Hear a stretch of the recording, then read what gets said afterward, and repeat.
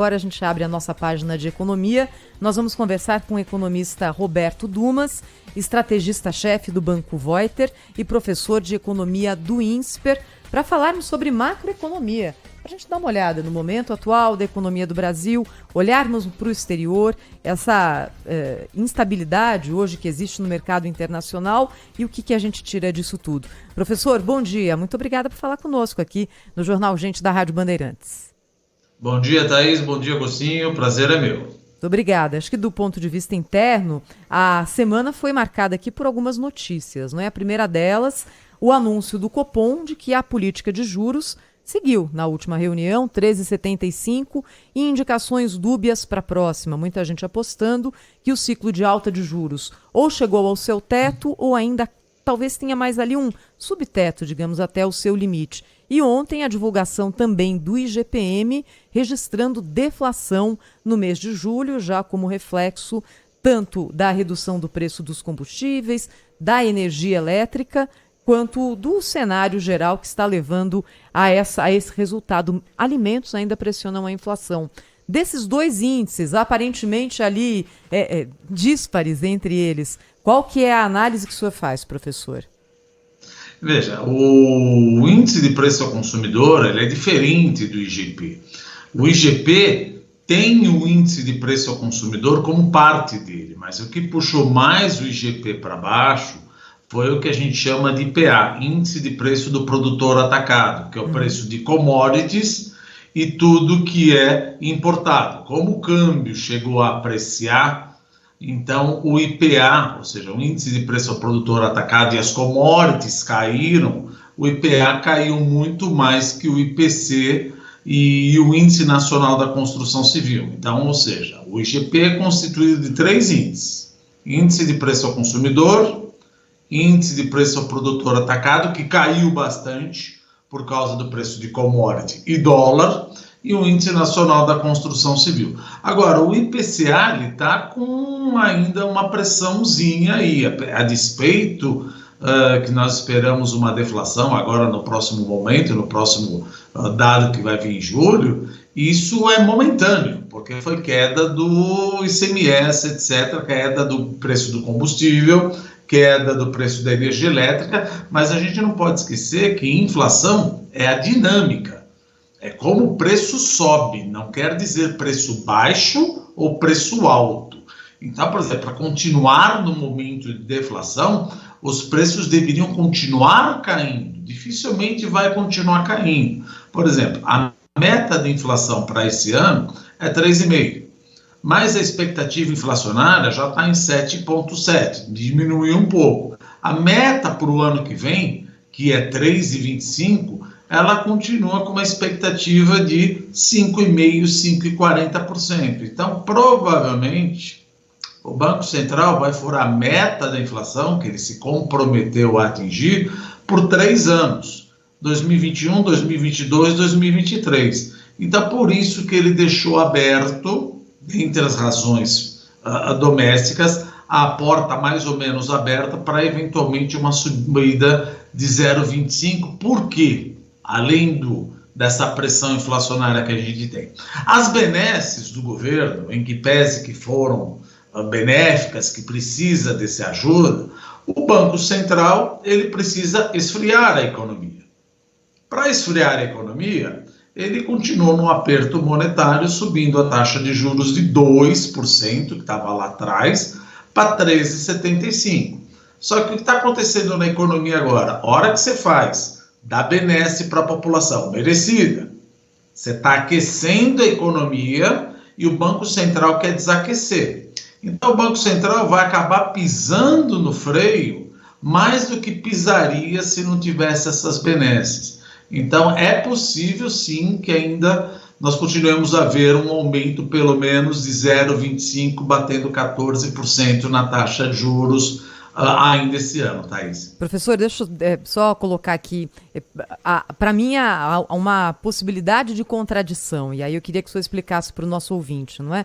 Com o Banco Central seguindo no aumento de juros, no momento em que há sinalizações de deflação, são pontuais, como o senhor sinalizou, mas escuta, a gente está aumentando juros para conter a inflação e a gente está tendo deflação. E a segunda contradição, se o governo cria um pacote de auxílio social para conter os efeitos da inflação sobre o consumo, aí vem o Banco Central e puxa do outro lado, fazendo com que os juros mais altos refreiem o consumo. É assim mesmo que funciona, professor? Veja, não. O que está acontecendo, a deflação, ela vai ser em um mês só. Por quê? Porque o ICMS vai cair.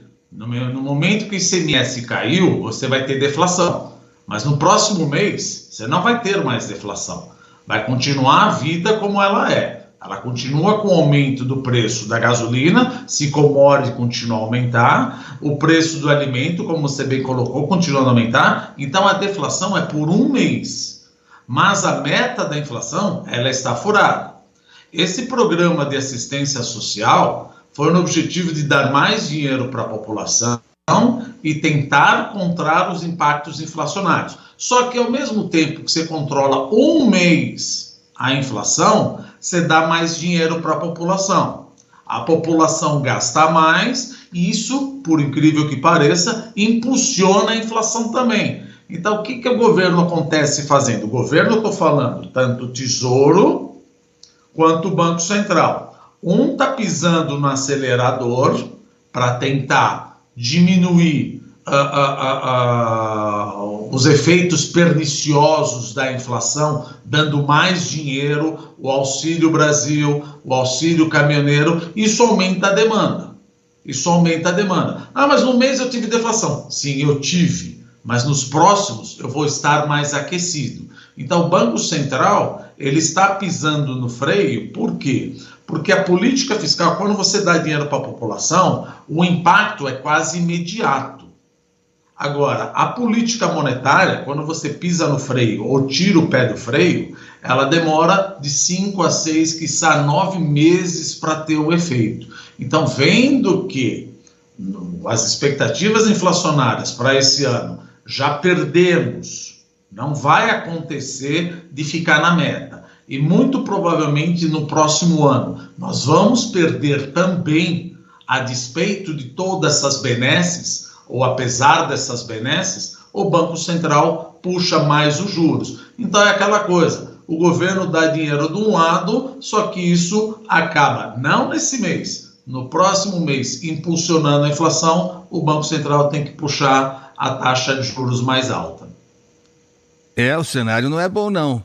Professor Roberto Dumas, para além dessa PEC das bondades, kamikaze e tal, não sei o quê, tem ainda essa possibilidade de empréstimo consignado, né, para beneficiários do Auxílio Brasil, né, essa novidade aí, que parece tão bom, só que não, né? Então eu queria que o senhor falasse um pouco, aproveitar o embalo, para falar que tipo de armadilha está por trás disso, né? Porque é natural que as pessoas, algumas delas, recorram. Se bem que os bancos privados, a maioria deles, né, Thaís, já disse que não vai entrar nessa não, porque até acha que pode institucionalmente não ser tão bom assim, né? Porque eles sabem que é uma armadilha, né? As pessoas vão se enrolar numa dívida, para algumas delas, impagável. Queria que o senhor falasse um pouco sobre isso. Como é que a gente lê essa possibilidade dessa MP, agora já sancionada pelo presidente, que permite os beneficiários do Auxílio Brasil a fazerem empréstimo consignado, professor? Veja, empréstimo não é cruz vermelha, isso não é doação. Então, por mais que você permita que alguém que ganha R$600 de Auxílio Brasil possa tomar um crédito consignado, o crédito consignado tem juro. Ora, se tem juro, você vai ter que pagar esse juro. Mas onde mora o problema? O problema é que os juros estão subindo. Então, eu te dou dinheiro de novo com uma mão, permito que você tome dinheiro emprestado no banco, só que a taxa de juro que o banco está cobrando já está alta, muito alta. Por exemplo, se você pensar aí, já está mais de 25%, mas vai aumentar mais ainda, porque o Banco Central está aumentando a taxa de juros. E sabendo que existe o risco maior de inadimplência, ou seja, que as pessoas podem não pagar a dívida dela, mesmo além do aumento da taxa de juros que vem do Banco Central, os bancos comerciais, com medo de maior inadimplência, sobe a taxa de juros mais ainda que o Banco Central subiu. Então a taxa de juros dos bancos, elas não sobem assim paralelamente. Por exemplo, o Banco Central subiu a taxa de juros em 0,5%. Então os bancos comerciais vão subir 0,5%. Não, vão subir mais do que 0,5%, porque ao subir 0,5%, a inadimplência sobe. E eu, para cobrir essa possibilidade de maior perda, eu aumento mais do que 0,5%, aliás, bem mais do que 0,5%, para cobrir possíveis perdas de um aumento de inadimplência, porque a taxa de juros subiu. Então, como você bem colocou, é bom, veja, empréstimo é bom, mas isso não é cruz vermelha. Alguém vai ter que pagar lá na frente. E os bancos, eles estão vendo, falam, olha, você está dando um auxílio. Para quem tem um auxílio, obviamente você não tem uma renda absolutamente perene. Precisa tomar muito cuidado ao entrar nisso daí, porque você acaba entrando numa arapuca que você não sai mais. Taxa de juros de banco consignado é mais baixo, é verdade.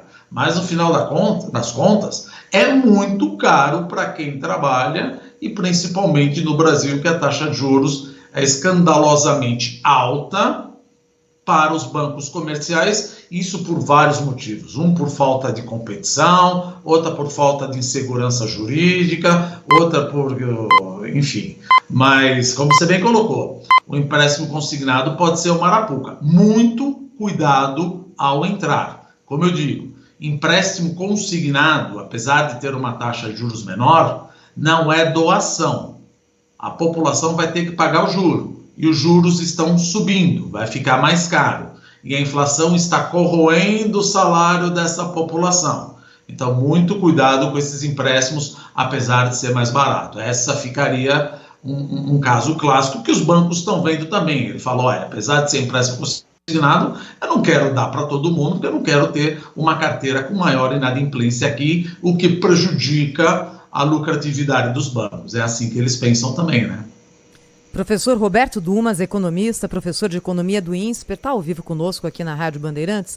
Professor, falando sobre situação fiscal do Brasil, não é? O senhor citou tanto a redução do ICMS sobre combustíveis, energia elétrica, aumento no auxílio emergente, no Auxílio Brasil, e uma dúvida em relação ao que vai acontecer a partir de janeiro. Mas olha, os dois candidatos que lideram as pesquisas já sinalizaram que difícil recuar desses R$600. E para qualquer um que ganhe, né? Dia 1º de janeiro, como é que você fala? Olha, a partir de hoje é menos. Vai ser bem difícil mesmo. Ou seja, nós ampliamos o nosso gasto, reduzimos a arrecadação e entramos ali num quadro para 2022 em que nós não sabemos ainda qual será a política econômica que vai vigorar. O senhor vê algum risco fiscal para o Brasil nesse momento, professor? Vejo, como você bem colocou, apesar de 2022 as nossas contas fecharem eventualmente no positivo, vamos combinar. A minha arrecadação explodiu, foi uma maravilha, porque a inflação foi uma maravilha, ela cresceu demais. A inflação sobe, o ICMS que eu cobro sobe, o IPI sobe.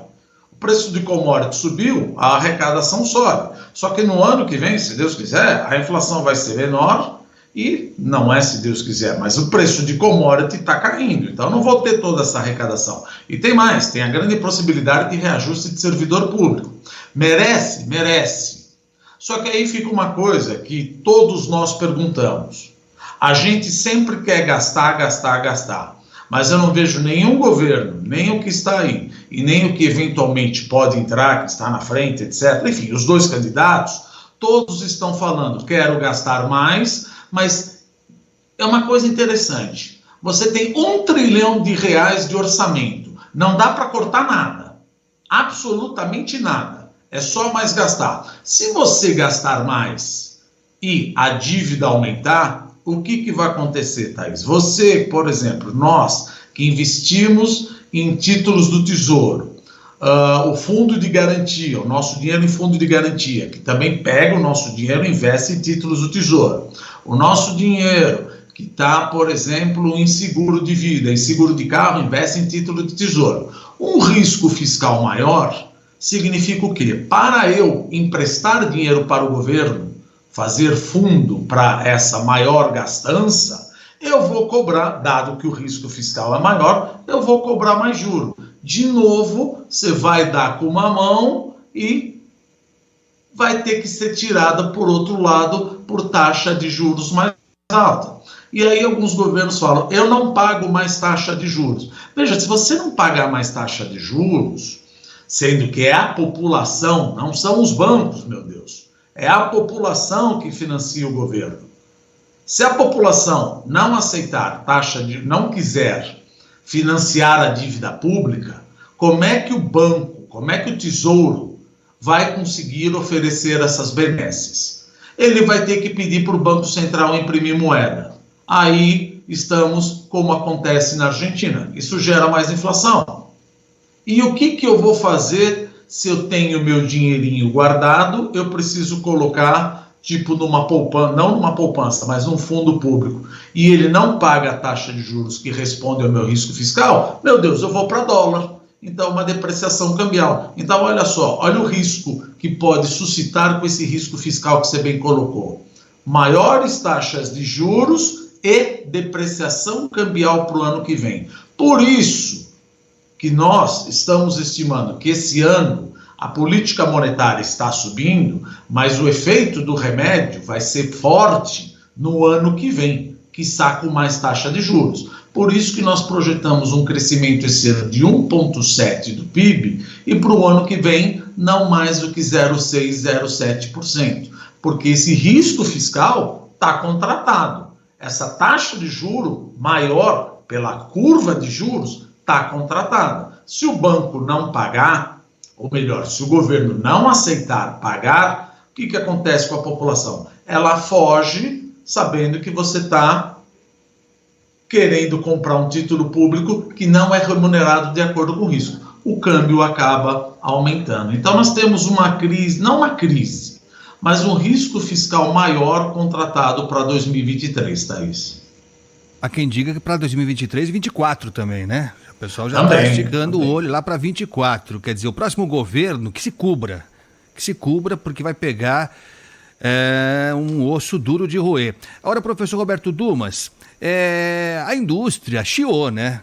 Está chiando já faz um tempão, com esse aumento da taxa Selic chiou ainda mais, com essa perspectiva que o senhor mesmo já sinalizou de chegarmos até o final do ano, talvez com a taxa Selic de 14%, há quem diga até 14,25%, não sei, 14,25%, né? Talvez os mais pessimistas ou mais realistas. Mas aí a indústria está chiando, dizendo que tudo bem, quer dizer, a taxa de juros aumentar para tentar conter o consumo e conter a inflação, tudo bem. Mas há quem diga que além da demanda que pressiona a inflação, tem também a restrição da oferta, a produtividade, a produção da indústria que está caindo. Isso teria um impacto também na inflação. O que há de verdade nisso? O que o governo pode fazer? Se é que, de fato, estamos produzindo menos, até porque isso acaba implicando também em desemprego, é um círculo vicioso que não tem mais fim, né, professor? Veja, a gente não pode esquecer que o Brasil, ele é como a gente sempre diz, é um país alcoólatra. Ou seja, nós somos viciados em inflação. De 1980 a 1994, graças a Deus passou esse momento, a inflação foi 12 trilhões percentuais. Então a gente sabe o que é viver com a inflação. É diferente dos Estados Unidos e da Europa. Por exemplo, 25% de todo o meu IPCA, que eu tenho 400 bens e serviços lá, são bens administrados, ou seja, que ele tem a inércia inflacionária, ele é reajustado pelo IPCA do mês anterior, pelo IPCA ou IGPM do mês anterior ou do ano anterior. Isso acaba prejudicando. Então, na economia, a taxa de juro no curto prazo, ela desaquece a economia. Mas se eu não puxar a taxa de juro, a inflação começa a crescer de tal sorte que eu vou produzir mais. Sim, você vai produzir mais, mas a inflação tira o poder aquisitivo da população e você não consegue vender. Ou seja, não estamos bem longe disso. Mas olha o caso da Argentina. Não sobe a taxa de juros, vamos dar mais dinheiro para a população, vamos dar benesses sociais, vamos imprimir dinheiro. A inflação vai para 90%, só que o PIB, a produção não cresce, porque, veja, você me deu 90% de inflação, só que, apesar dessas benesses, elas são corroídas pela inflação. Então precisa tomar cuidado com isso daí, falar, vamos baixar a taxa de juros para produzir mais, para aumentar o bolo. Sim, eu produzo mais, só que no momento onde o preço está subindo, não dá para você ter mais consumo. Infelizmente, todo mundo, inclusive o Brasil, nós sofremos o quê? O choque de oferta, como você bem colocou.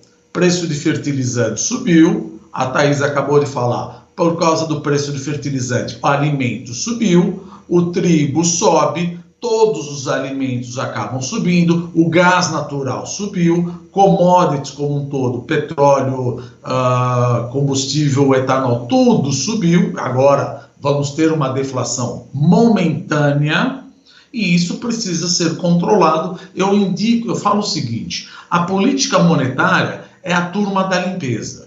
Ela vem limpar o quarto, ela vem limpar o salão, para depois o setor privado fazer a festa. Porque se você não limpa o salão e quer fazer uma festa, isso vai ficar uma bagunça.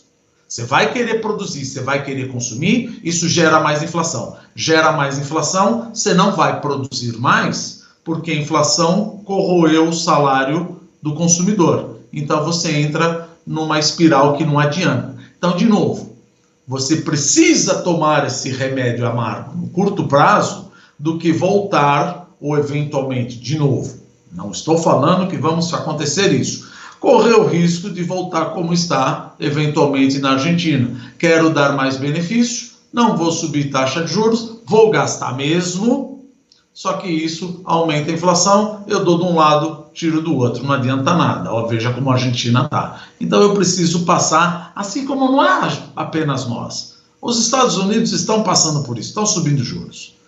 O Banco Central da Europa, ou seja, os 19 países do European Central Bank estão subindo juros. Então o mundo inteiro está subindo juros. Tirando a Turquia e o Japão, o mundo inteiro está subindo juros por causa justamente que você está sofrendo um choque de oferta, guerra da Ucrânia, lockdown da China. Mas o que o lockdown da China tem a ver comigo, meu Deus do céu? Veja, todos os insumos que vêm da China não estão vindo na velocidade que precisa. Então a procura ela fica constante, mas a oferta despenca. O que o Banco Central tem que fazer para não ter inflação? Diminuir essa procura para que ela fique igual à oferta, senão a inflação acaba subindo. Não tem jeito. Infelizmente, ou felizmente, né? Enfim, é um fato. O mundo é globalizado. Nós somos parte de uma cadeia de suprimentos e eu importo, eu exporto e os meus preços, principalmente no Brasil, nós temos bens muito mais agronegócio e commodity. Commodity energética, commodity metálica e commodity do agronegócio, que é cotada em dólar. E, como a Thaís falou, voltando um pouquinho, quanto maior o meu risco fiscal, maior a minha depreciação cambial. Maior a minha depreciação cambial, maior vai ser minha inflação. Então precisa tomar cuidado, de novo. É aquela coisa que a gente sempre diz. O fato de você ter o direito adquirido não transforma as coisas infinitas. O fato de você ter direito a certas coisas não quer dizer que o governo tem dinheiro para sempre. É impressionante como às vezes o pessoal defende o governo aqui ou o governo ali, mas na nossa casa nós fazemos o quê? Com retidão fiscal. Eu estou sem dinheiro. Não, mas eu preciso mais dinheiro, então vou me endividar como se houvesse amanhã no banco. Ora, o que você acha que o banco vai fazer com você? Sabendo que você está falando para ele que não vai mais respeitar nenhuma retidão fiscal, eu não vou poupar, eu vou gastar porque assim eu quero. O banco vai ficar assustado, vai pedir mais juro, ele vai dar dinheiro de um lado e vai tirar muito mais do outro lado. Ou seja, se na vida nossa, privada, nós controlamos os nossos gastos, na hora que nós vamos comentar sobre macroeconomia, você vê candidato parecendo que é uma coisa completamente díspare. Ou seja, é a mesma coisa o orçamento familiar do orçamento do governo. O governo não tem dinheiro, quero gastar. Ora, corte alguma coisa. Eu não tenho nada para cortar. Eu não vejo um governo falando que eu vou cortar alguma coisa. É gastar, gastar, gastar. Não importa. Aí você fala, é o problema social. Veja, não tem ninguém aqui que não quer o bem do social. Mas de 1 trilhão, não tem nada para cortar? Ah, mas está na Constituição. Quantas PECs nós já fizemos? Quantas emendas constitucionais nós já fizemos para acumular mais gasto? Ou seja, não tem nada para cortar, eu como financiador, vocês como financiadores falam, eu quero mais juros, porque pelo jeito essa família não para de gastar e eu não estou vendo que eles vão pagar tão cedo essa dívida que eles estão atribuindo, que eles estão acumulando aí. A coisa é tão simples, se é difícil, é a mesma coisa que pensar no orçamento familiar. Olha, eu queria agradecer muito ao professor Roberto Dumas, professor de economia do INSPER, estrategista-chefe do Banco Voiter, explicando aqui para o ouvinte da Rádio Bandeirantes as complexidades do atual quadro da economia do Brasil e do mundo. Não é fácil, mas foi muito esclarecedor ouvi-lo, viu, professor? Muito obrigada. Obrigado, Agostinho. Um prazer. Bom dia.